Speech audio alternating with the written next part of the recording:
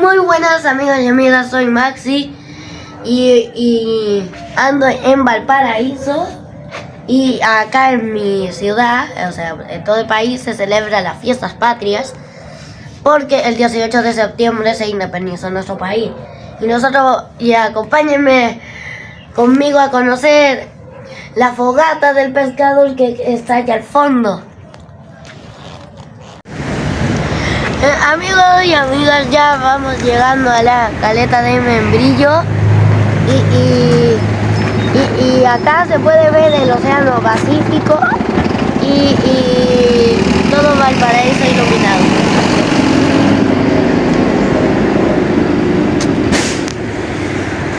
Y ahora sigamos.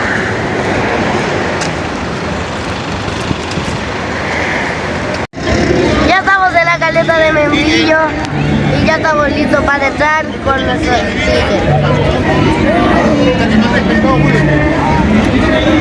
Ya, vamos, se está quemando el pescado.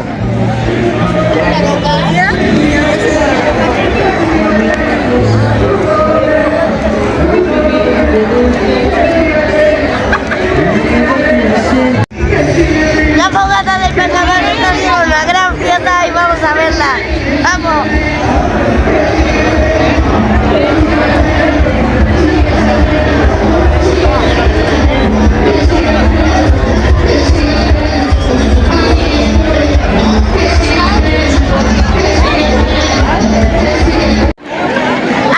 Amigos, si ustedes se preguntan por qué se llama la fogata del pescador, miren atrás. ¿Por qué se desarmaron? Dije otro primo.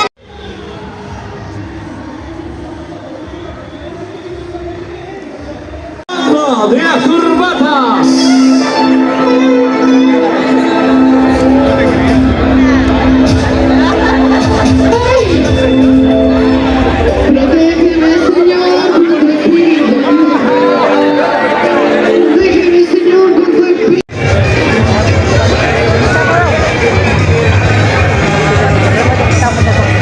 Aprovecha de ir a refrescarte, de ir a buscar una cervecita.